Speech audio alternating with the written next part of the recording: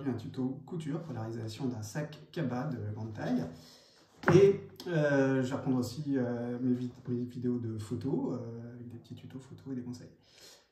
Ce sac aujourd'hui, c'est un grand sac de 50 cm à peu près. Je te donnerai les dimensions et tout ça dans la partie tuto, qui est composé de deux parties qui peuvent se séparer. Qui peuvent se utiliser réunis ou se séparer pour faire deux sacs. Donc il y a d'un côté un sac cabas classique et de l'autre côté un sac à fermeture éclair, poignée pour porter, plus pour voyager.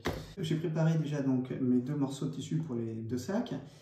Ils sont exactement aux mêmes dimensions. Ils font 75 cm sur 110 de long.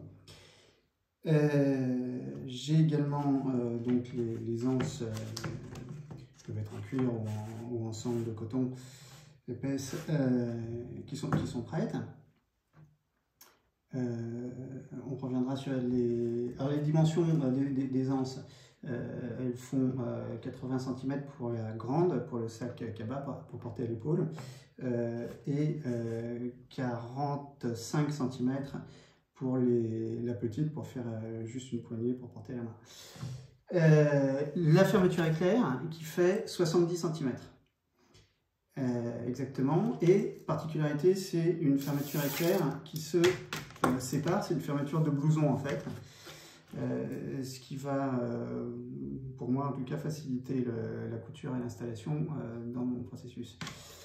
Voilà. La toile, donc, c'est une toile de bâche, en tout cas une toile de coton épaisse qui doit faire à peu près 400 g du mètre carré, 350-400 g du mètre carré, pour avoir quelque chose de bien épais, et que j'ai en plus ciré.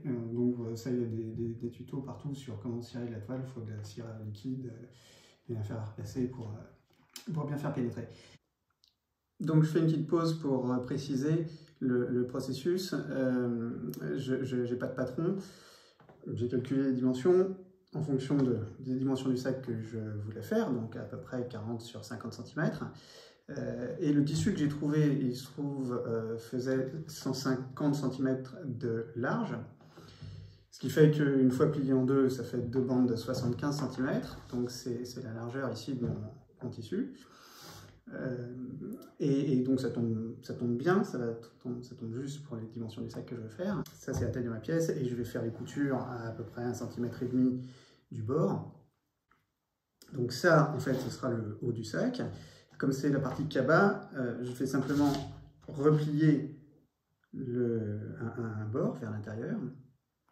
Je vais d'abord marquer ce pli pour pouvoir ensuite tout coudre à plat et dans un troisième temps replier sur ce pli précisément et faire la couture de finition du tour du sac. Comme c'est de la toile cirée, elle est très raide, presque comme du carton, du papier, et en plus ça marque les plis. Pour marquer ce premier pli, qui va être à peu près, le rabat va être à peu près de 4 cm. Donc j'ai une règle qui se trouve fait 4 cm de large. Donc je vais m'en servir directement pour reporter une marque. Ce sera donc à l'intérieur.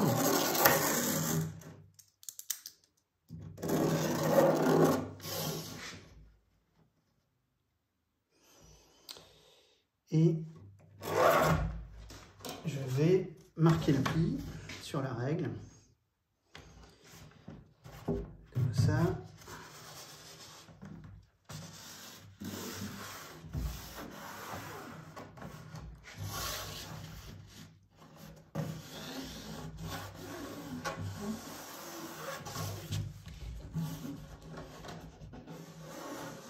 Voilà. Je marque juste le pli avec l'ongle. Et le pli va rester visible et marqué. Et je pourrai quand j'aurai fini de coudre, puisque je vais coudre ça à plat. Donc je fais la même chose de l'autre côté, de l'autre bout. Voilà, là j'ai marqué les deux côtés. Donc ça, ce sera l'intérieur du sac. Avant d'attaquer la couture du sac, je vais faire un point zigzag sur toute la bordure pour arrêter le fil et que ça filoche pas trop. Il n'y aura pas de biais ni de doublure dans le sac, c'est un sac rustique, je fais au plus simple aussi pour que ce soit plus simple et rapide. Donc je vais faire un point zigzag.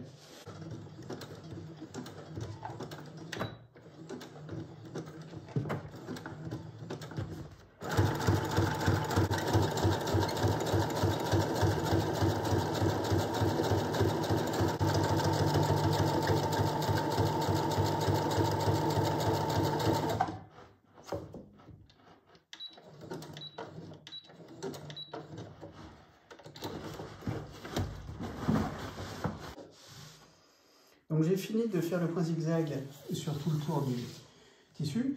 Je vais passer à la couture. Et donc j'avais replié la bordure. Donc ça sera le côté intérieur du sac. Pour coudre, je vais le replier donc en mettant le côté intérieur à l'extérieur. Donc je replie la face extérieure du sac sur elle-même. J'aligne bien les bords, surtout les côtés, et je vais simplement, voilà, j'aligne bien les deux bords, et je vais simplement faire une couture, environ 1 cm, 1 cm et demi du bord, sur le bord latéral du sac, et je ferai la même couture de l'autre côté. Donc pour les coutures sur du tissu très épais comme ça, la petite machine électrique a un peu du mal. Et donc j'utilise la vieille Singer, une vieille machine en fonte qui fonctionne avec une pédale, avec le pied. Montre, c'est comme ça. Et voilà. Ça fait pas de zigzag, ça fait que du point droit. Je peux pas faire beaucoup de réglages, mais ça passe dans des grosses épaisseurs de tissu. Donc ça va être indispensable pour moi. Donc, je vais attaquer la couture sur le bord externe de mon sac. Donc, je suis à peu près à 1 cm du bord. Un petit peu plus loin, voilà.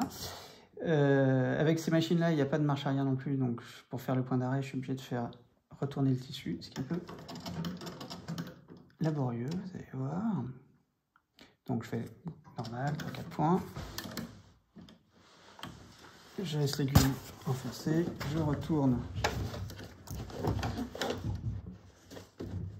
le tissu, je fais 3 points en arrière, et là je peux attaquer.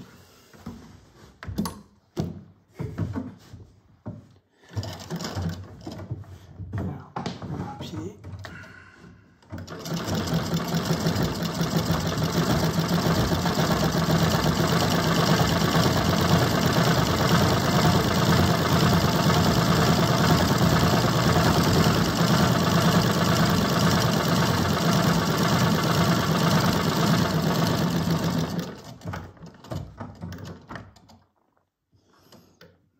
Voilà.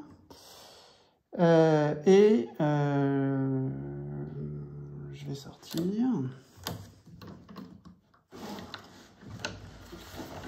Et je vais doubler ma couture.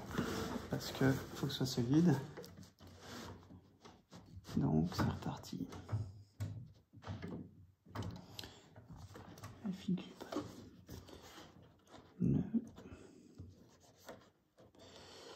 Et cette fois-ci, je ne fais pas de point d'arrêt dans l'autre sens. Il y a une raison pour ça, c'est que de toute façon, le bas va être coupé à la fin. Bon, c'est reparti.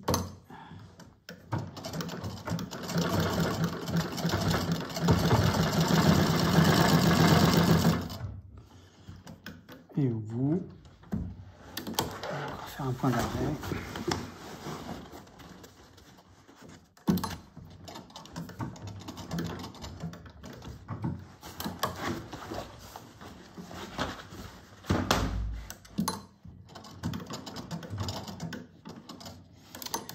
Et voilà, j'ai fini une couture. Bon, l'intérêt de cette machine, c'est qu'elle passe bien dans les tissus épais et que même si elle fait qu'une seule chose, elle le fait bien. Voilà, et donc je vais faire la même chose pour l'autre côté.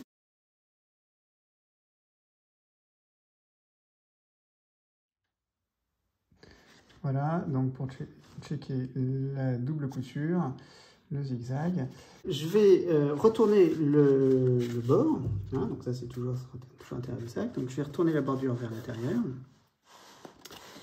vers l'extérieur, et je vais coudre cette bordure.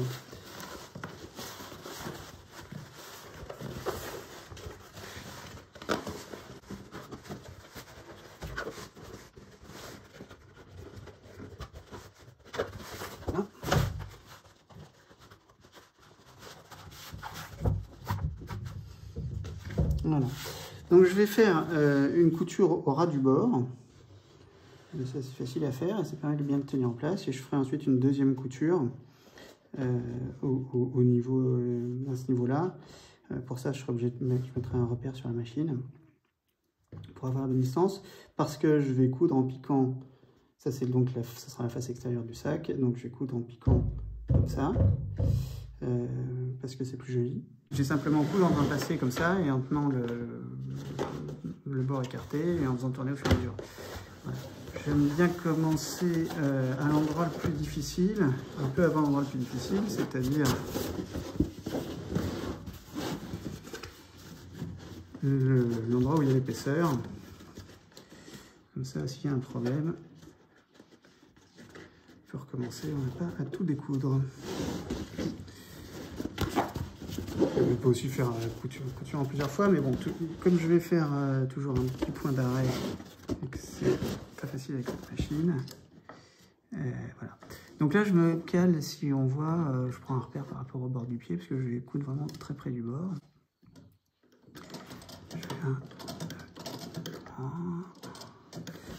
je retourne.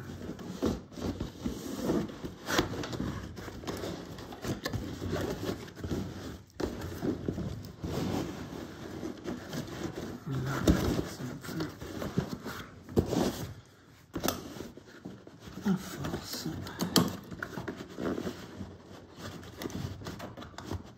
Voilà.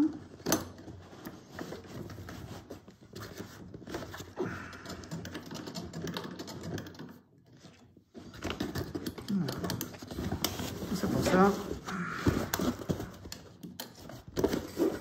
Là, je lance la couture. Et je vais commencer à la main parce qu'il y a le passage de l'épaisseur où il y a 4 épaisseurs de tissu. Une fois que le pied accroche dans le pli, donc l'aiguille coince.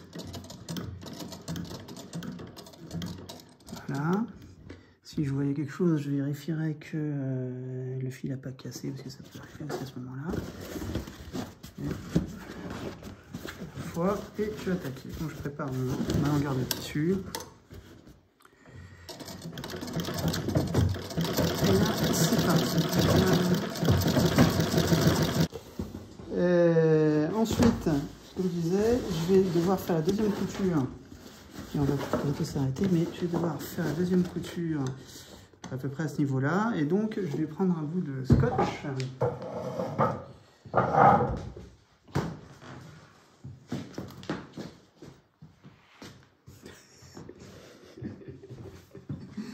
Je vais prendre un bout de scotch qui se trouve là. Et positionner comme repère.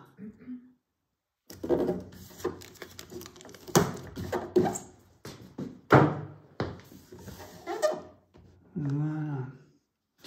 Parce que je vais coudre toujours côté en partant de la face extérieure.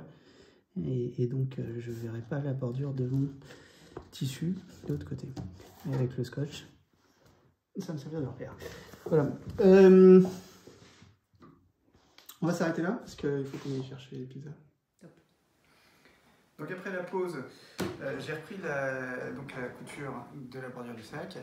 Là je suis sur la fin. Je vais la finir. Donc, en me servant du scotch comme on repère toujours.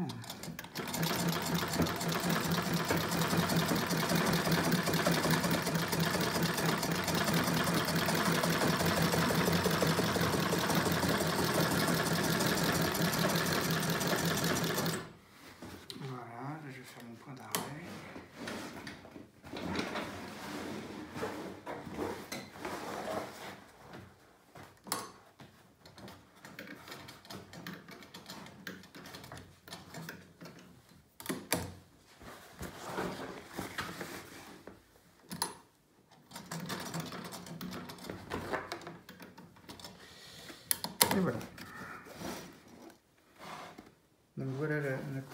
bord du sac, qui donc fera quelque chose d'assez propre et solide. Donc, pour faire le fond du sac, pour l'instant c'est une poche plate là, et pour lui faire un fond, je vais simplement replier la grande couture dans l'axe. Et je vais utiliser un gabarit en triangle que j'ai fait. Donc il fait, le grand côté fait 19 cm. Et ça va me faire donc mon fond. Alors 18, 19, 20, on veut. Voilà, là c'est marqué. Je vais simplement faire une couture aller-retour dessus.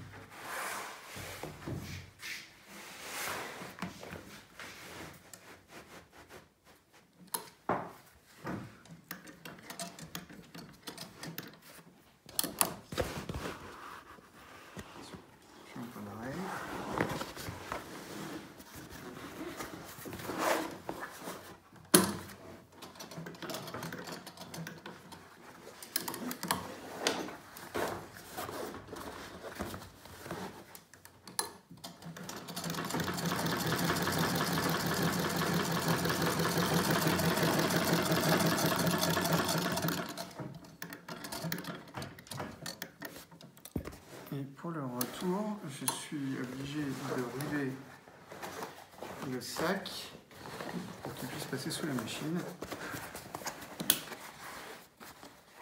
Voilà.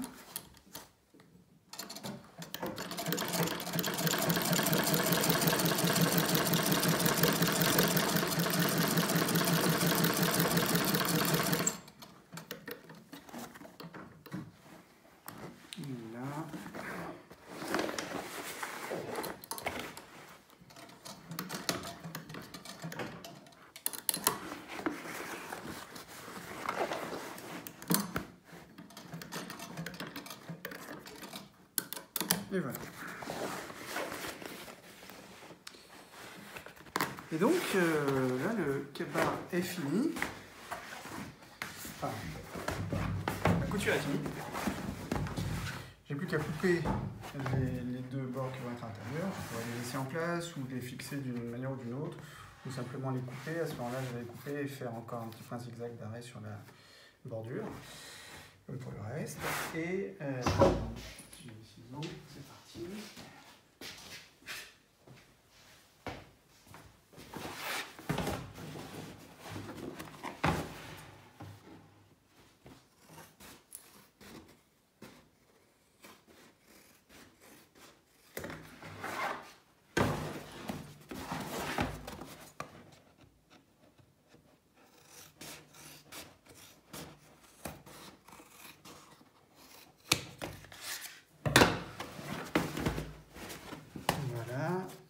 Faire un point zigzag sur la machine. Voilà, on a fait un point de zigzag sur le bas, sur la couture du bas, et on va retourner le sac, ce qui est un petit peu acrobatique.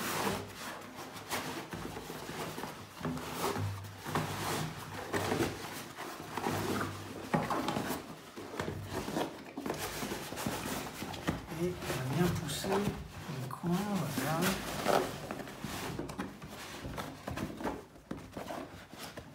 Et voilà.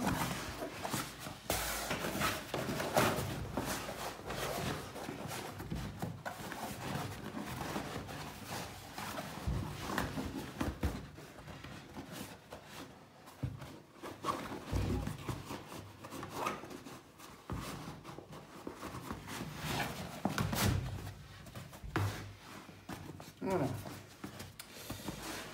Et on n'a plus qu'à installer alors, les aisances et les boutons de pression pour la fermeture. Donc maintenant je vais vous expliquer pour le deuxième sac, pour la pose de la fermeture éclair. Donc ça c'est mon côté extérieur du tissu, ce sera l'extérieur du sac. Et la fermeture éclair, je vais la poser, donc je vais repérer ma fermeture éclair. Ça c'est son endroit, je la mets à l'envers et je la pose sur le bord du sac.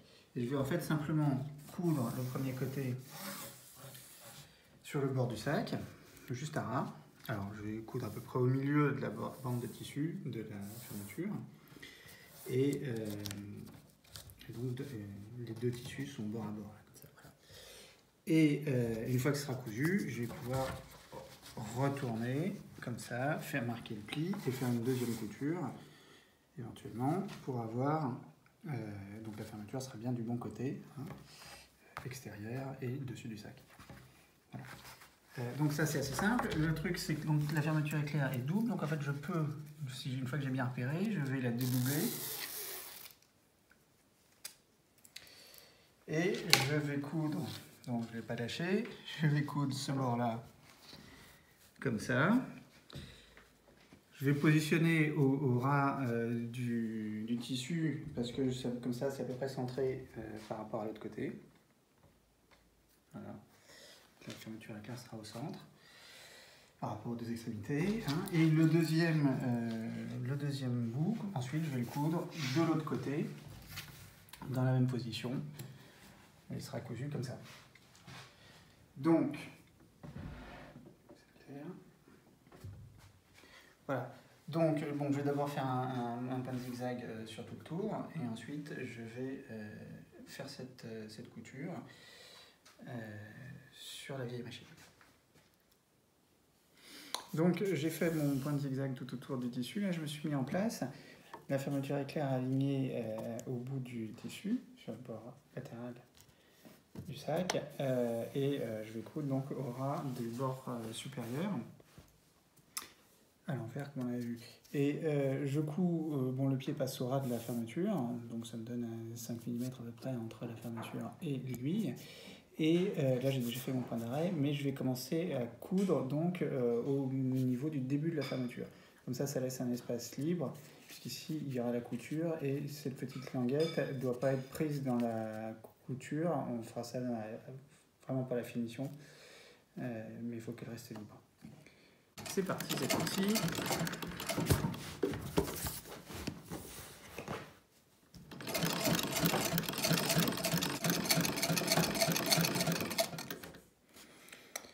Et là, c'est pareil, je vais m'arrêter là.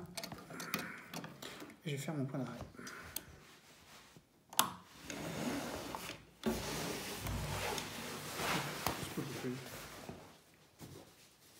Donc, je disais pour le deuxième côté. Je viens aligner la fermeture éclair en partant du bout, comme pour l'autre côté. Je vais bien vérifier qu'elle a été positionnée comme pour l'autre côté. Pas se tromper. Et je commence à coudre au début de la fermeture. Ici, j'ai déjà fait mon point d'arrêt. Et bon, j'ai fait un essai et il n'y a pas de glissement en fait. Là, ni le tissu ni la fermeture ne se détendent et comme le tissu est très raide, ça ne glisse pas. Donc en fait, normalement, elles vont rester bien superposées sans problème.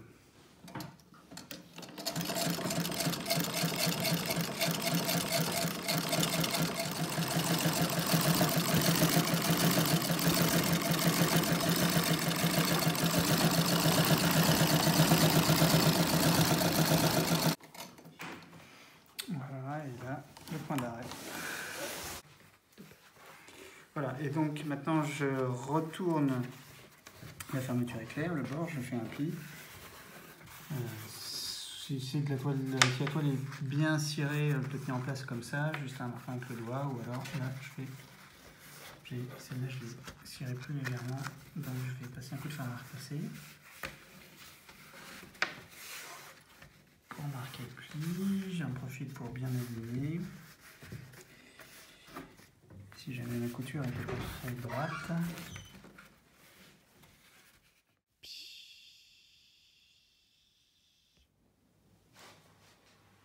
J'ai fait une petite pause après donc avoir marqué le fer à repasser. J'ai fait une couture et puis je me suis rendu compte d'une erreur, donc je vais expliquer. Donc bon, la couture finale sera bien ici pour tenir la fermeture éclair. Mais avant de faire cette deuxième couture, donc la couture éclair est déjà en place avec une première couture, avant de faire la deuxième couture, je vais assembler le sac. C'est-à-dire je vais faire les deux coutures des côtés. Donc je vais le replier intérieur vers extérieur. Donc les deux faces extérieures l'une contre l'autre. Et faire la couture ici. La raison, c'est pour faire la même chose, pour avoir une finition à peu près similaire au premier sac, au cabas, c'est-à-dire avec la couture qui se replie vers l'intérieur. Donc c'est pour éviter d'avoir une finition qui ressemble à ça, comme sur le prototype. Avec les petits bouts de tissu à l'air, mais plutôt pour avoir une finition comme ça, avec le bord qui se replie bien proprement à l'intérieur. Voilà.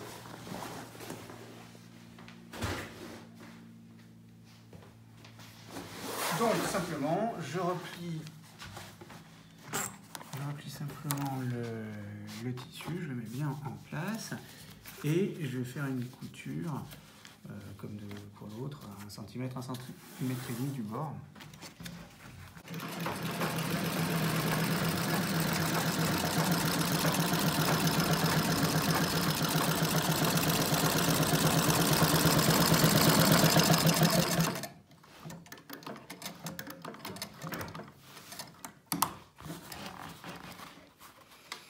Et demi-tour.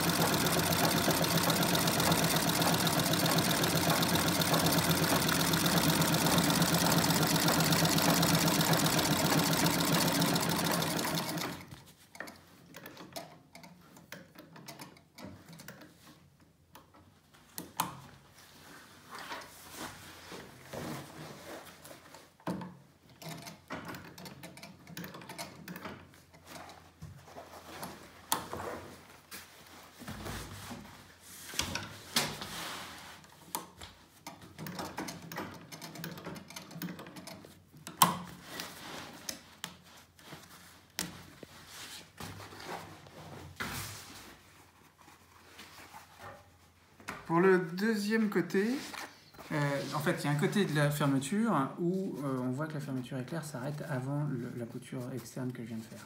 Donc, quand on va le retourner, ce sera bien propre, extérieur, comme ça. Voilà. Mais de l'autre côté, l'extrémité de la fermeture éclair, il y a un bord libre qui est inutile, mais qui va jusqu'au bord. Et ça, si je le prends dans la couture, ça ne va pas aller pour la finition, parce que ça va se retrouver à l'extérieur. Donc, j'ai bien sorti mes deux extrémités de la fermeture, et fait mon point d'arrêt déjà, 1 cm et demi du bord à peu près.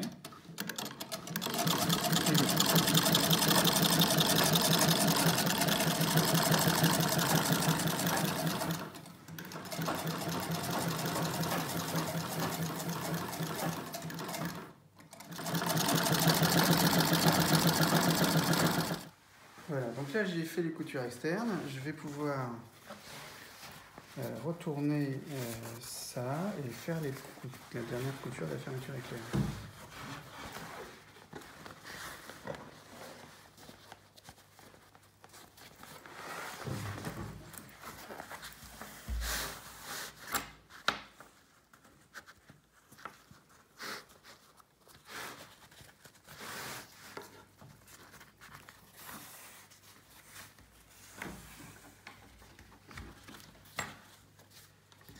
Voilà, donc je vais faire ma couture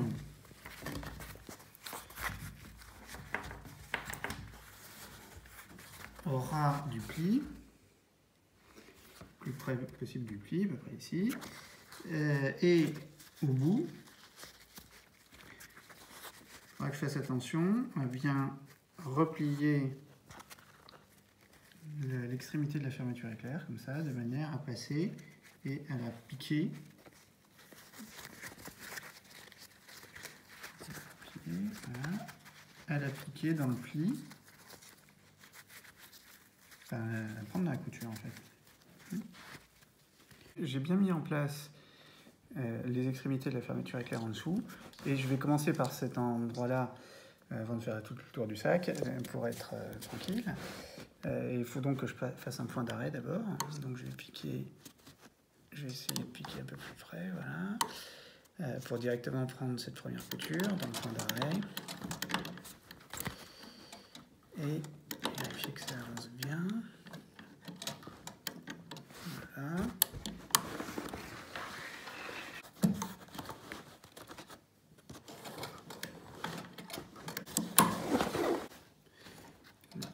Je vais aller doucement jusqu'à la... Enfin, je vais passer la grosse couture. Je vais aller... Voilà, donc là j'ai pris mon... L'extrémité de la fermeture éclair dans la couture, donc maintenant il n'y a plus trop de soucis, je n'ai plus qu'à faire le tour du sac.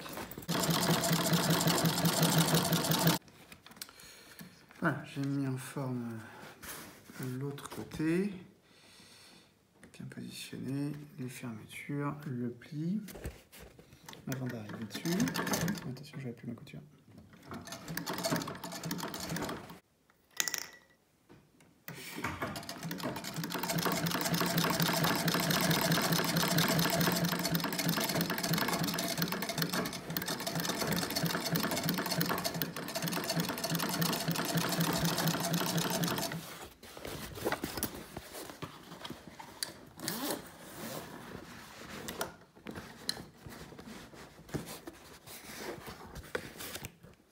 Voilà, là j'en profite, je suis arrêté, j'en profite pour faire passer la glissière de la fermeture au bout, pour être embêté.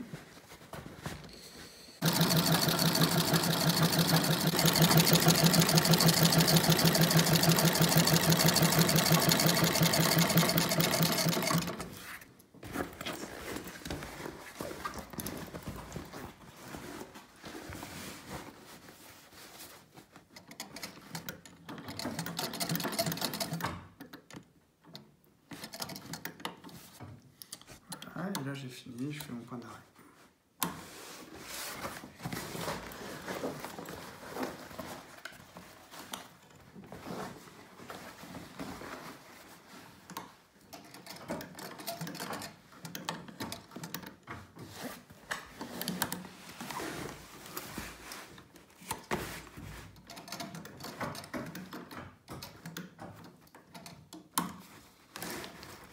J'ai pensé. Donc là, je fais ce point d'arrêt qui est un peu compliqué. Tout à l'heure, au début, quand j'ai repris, j'ai pas fait de point d'arrêt. Donc j'ai laissé, donc ça c'est l'extrémité du fil. Il faut que je trouve dans tout ce bazar l'extrémité du fil de canette. Je vais voir si je peux le voir comme ça. Ok, ça doit être lui. Voilà. Donc je tire sur l'extrémité du fil de canette. Ça me permet de faire ressortir le fil du dessus par en dessous. Et là, je vais pouvoir faire un petit nœud tout simplement pour arrêter ma couture au début. Ça, c'est l'alternative, sans doute classique, sur des machines comme ça qui n'ont pas de système de point d'arrêt.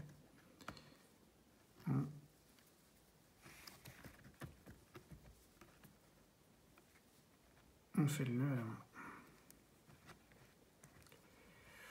Hop. Voilà. On a encore pas mal de fil à enlever là, mais ça plus tard. Donc là j'ai fait ma couture de la fermeture. Le sac est presque fini, il n'y a plus qu'à faire les coins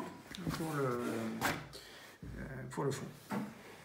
Comme pour le premier sac, donc je ne vais pas répéter, je ne vais pas refaire l'opération.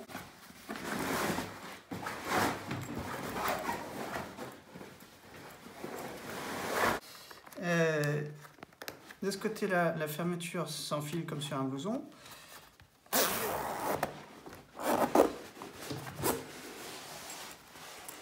On voit que ça tombe pas trop mal. Ah, non, c'est pour pas. Non, c'est à l'intérieur. Bon, il faudra peut-être faire un petit point à la main pour que ça arrive bien à l'intérieur, mais en tout cas, la finition est comme ça. Ce qui est pas mal, je trouve. On va faire maintenant les anses du sac. Je fais des anses en cuir. J'ai une lanière de cuir de 2,4 mm de large à peu près et 3-4 mm d'épaisseur.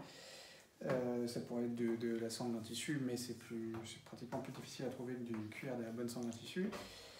Et bon, là, ça va aller bien avec le style. Donc, rapprochez un petit peu. Pour faire les trous au bout, parce que je vais assembler les anses sur le sac avec des rivets en cuivre, comme ça. Et donc, il faut faire les trous à l'avance dans le cuir. Pour faire des trous bien espacés, toujours pareil, je fais un petit gabarit, c'est-à-dire un petit bout où j'ai fait des trous, et comme ça, je peux marquer à chaque fois et reporter les trous avec le bon espacement. Et là, il me faut soit un emporte-pièce, soit la pince pour faire des trous dans le cuir et les ceintures. Voilà, donc j'ai réglé la bonne ouverture et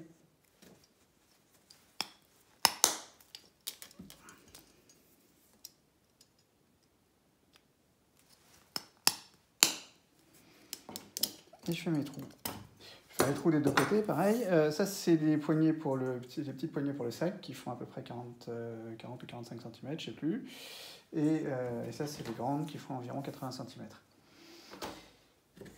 Pour les angles, je casse les angles avec quelque chose de bien coupant. Là, c'est un ciseau à bois, ça pourrait être un couteau bien tranchant. Et je fais des petits angles à 45 degrés.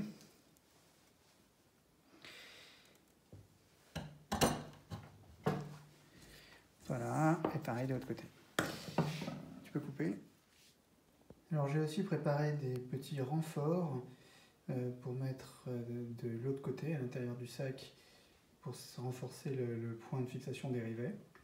On peut les faire avec des chutes de cuir, ou là j'ai pris des chutes de sangle en coton très épaisse, ancienne. Donc je reporte avec le même gabarit, je vais reporter les trous et faire les trous avec la pince de la même manière pour préparer. Quand je fais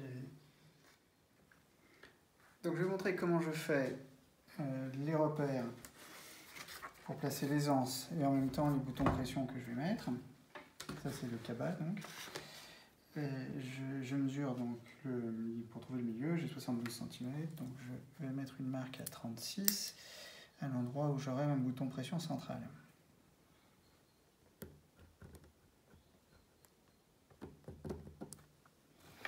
Voilà, le bouton sera à peu près au milieu de l'ourlet entre les deux coutures. Ensuite, j'ai fait un gabarit. Donc j'ai mon repère central ici, la grande poignée, je vais la positionner, donc ces deux rivets, il ne faut pas que le rivet tombe sur le fil, donc je vais essayer de me repérer comme ça. Et pour trouver les positions, donc j'ai un gabarit. J'ai à peu près 18 cm entre les deux poignées, j'ai calculé que ça convenait. Donc j'ai fait mon gabarit avec une première marque à 9 cm ici. Et ensuite, une marque à 10 cm et une marque à 5,5 pour des rivets de bouton pression que je vais mettre. Un au centre, un ici et un là. Donc, je vais tout de suite reporter ces trois marques au milieu entre les deux coutures, puisque c'est là que se trouvera que je vais aligner les rivets principaux. Donc, pour la fermeture, pour la poignée, pardon. Pour le premier bouton pression, pour le deuxième bouton pression. Et je fais pareil de l'autre côté. Et mon gabarit est marqué des deux côtés, comme ça c'est pratique.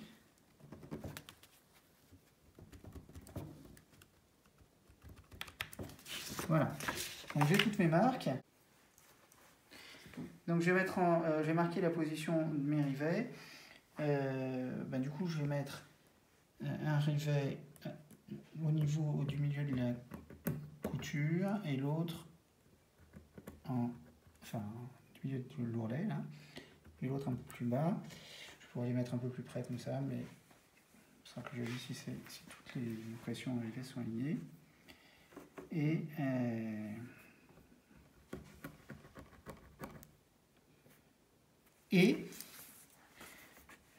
J'ai essayé de le faire parce que je me suis aperçu que j'avais des trous qui n'étaient pas exactement la même écartement. Donc, je vais prendre la bonne poignée à chaque fois. Il faudra que je m'en rappelle. Donc, je vais marquer 1. Parce qu'elle va aller là. Voilà. OK. Donc là, j'ai plus qu'à faire les trous, à poser les rivets. Je fais les trous avec la pince, toujours pareil.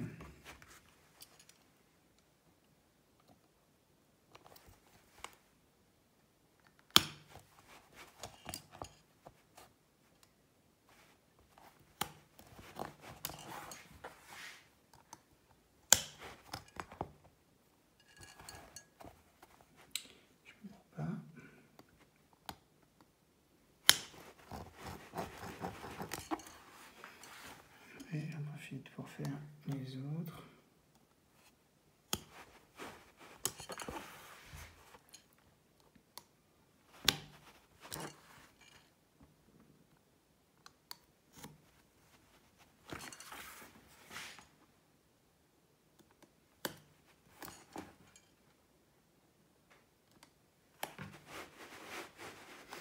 Voilà, je vais faire la même chose de l'autre côté.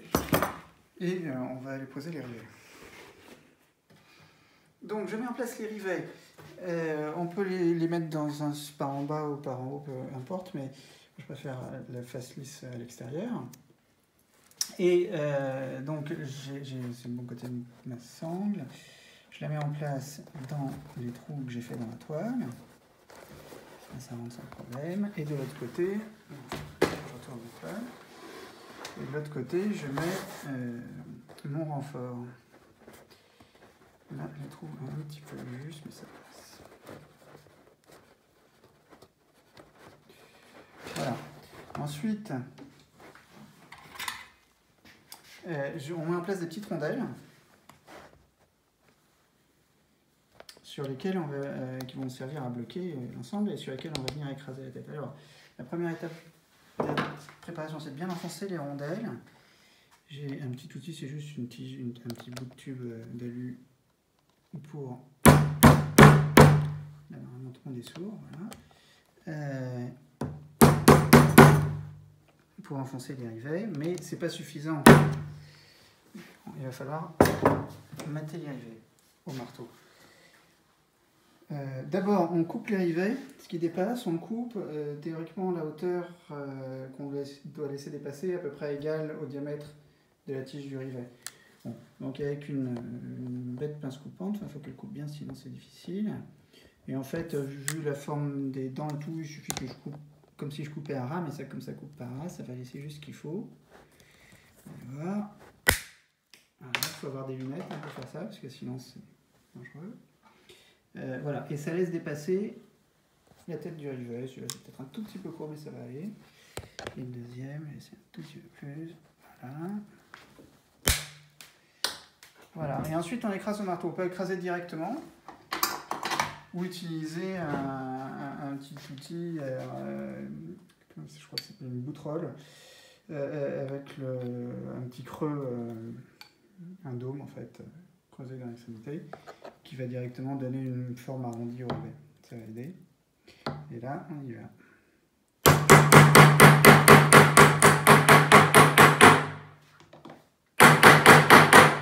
Voilà, faut pas taper trop fort.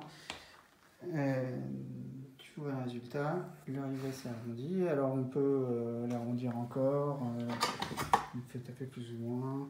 Ce qui est important, c'est qu'il n'y ait rien de coupant qui dépasse. J'ai une deuxième bouterolle plus petite qui peut me servir à arrondir encore plus la tête. Voilà, et ça supprime en même temps ça supprime les bouts coupants éventuellement. Voilà. Si on tape un peu trop fort, ben, ça creuse un peu la rondelle qui est autour, c'est un peu déformé, donc je suis peut-être allé un peu fort. Donc sur la deuxième, j'ai essayé d'y aller plus légèrement.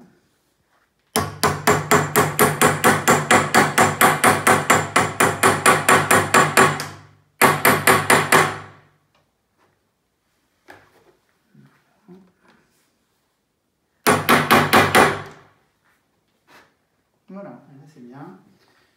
J'ai un petit peu moins écrasé, donc là ça c'est moins étalé, c'est moins gros. Mais enfin de toute façon, dès les premiers coups de marteau, l'ensemble est bloqué. Ensuite le reste c'est vraiment pour arrondir et que ce soit joli. Voilà. Et pareil pour les autres.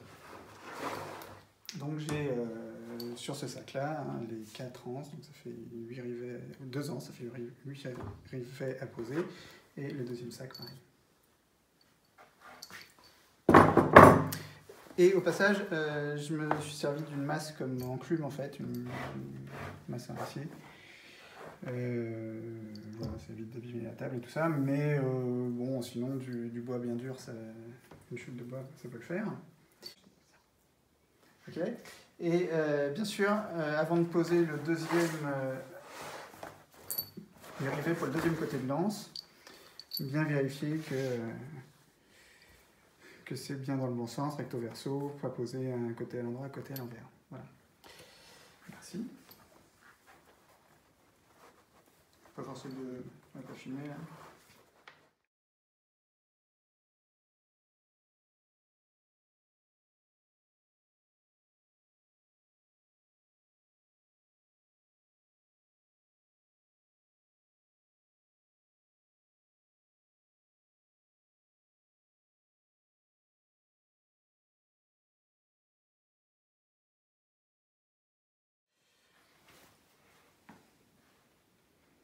Je vais poser les rivets, pas les rivets, les boutons pression. Attends, je vais poser les boutons pression. Bouton pression central ici. Alors le truc c'est les boutons pression, il y a 2 moitiés. De ce côté-là du sac, je vais poser que des boutons pression du même type, pour être sûr de ne pas me tromper évidemment. Il y a une particularité, je vais poser 3 boutons pression, comme ça, ici. Le 4e, je vais le poser à l'envers. Par derrière, parce que lui il servira à replier le sac, il ne sert pas à le fermer directement mais à le replier. Donc je vais peut-être commencer et là je m'aperçois que les micros sont un peu petits pour celui-là, il faut que j'en fasse un peu plus loin et que je les écarte. Ok, on va faire une pause. Donc maintenant je suis en train de préparer les boutons pour le deuxième côté, donc je choisis 5 boutons du même type, du type opposé. Donc là, le premier côté, c'était les boutons avec le dôme. De l'autre côté, c'est ceux dont l'axe est sur la face plate et creusée. Et la pièce opposée à celle-là pour s'emboîter. Voilà. Donc je prépare mes 5 boutons.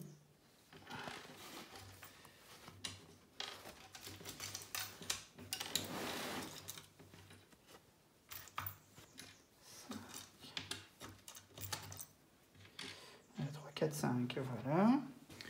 Et je peux y aller. Alors, toujours pareil. Là, je positionne mes boutons vers l'intérieur pour les 3 du centre et le dernier, je penserai à le poser à l'envers. La petite enclume n'est pas nécessaire de ce côté-là puisque c'est plat. La pièce et ça ici. Voilà. Et il se pose sinon de la même manière avec le même outil. Passage chez l'outil qui a un petit bout arrondi comme ça. Voilà.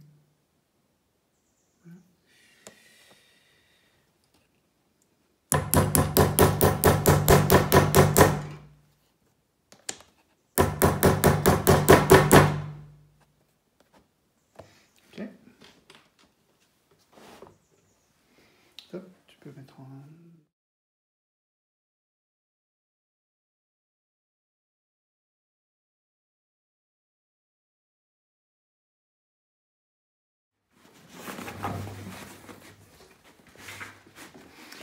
Donc on a posé les boutons pression, vérifie que tout est bien en place. Donc le sac, si on veut, peut se fermer. En plus, si on veut, on peut rentrer les points.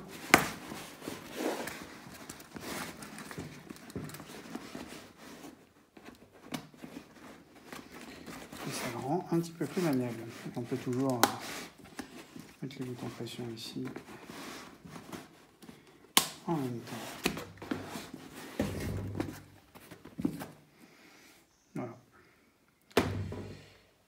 Et ensuite, on va poser les boutons pression et les anses sur le sac à fermeture. Et là, je vais prendre le temps de repérer qu'ils soient bien à la même hauteur, puisqu'ils vont servir sur le sac fini, les boutons pression correspondent sur le sac à fermeture, vont uniquement servir à le fixer dans le cabas en fait. De manière à avoir une fixation, à pouvoir transporter les deux ensemble de cette configuration. Voilà. Donc les boutons du cabas servent à la fois à fermer le cabas ou à le fixer sur le sac intérieur. Mais donc là, il va bien falloir mesurer, vérifier la hauteur essentiellement de ce bouton pression-là, les 3 boutons pression, par rapport au premier sac. Au cas où il y aurait eu une petite différence de fabrication, il ne suffit pas de prendre la mesure à partir du haut, il faut vérifier que ça tombe au bon endroit. Okay. Voilà, le sac est fini. J'ai posé les boutons pression sur le sac intérieur. Je les ai bien posés, orientés vers l'extérieur. 3 identiques d'un côté et 3 identiques de l'autre, orientés vers l'extérieur, de manière à ce que ça puisse se clipper le cabas sur le sac intérieur. Donc du coup, on a un sac qui peut se porter à l'épaule, configuration de voyage avec le sac fermeture éclair à l'intérieur. On peut aussi le soulever par les petits poignets et on peut les séparer. Et à ce moment-là, on a 2 sacs. Comme ils font à peu près 35 litres,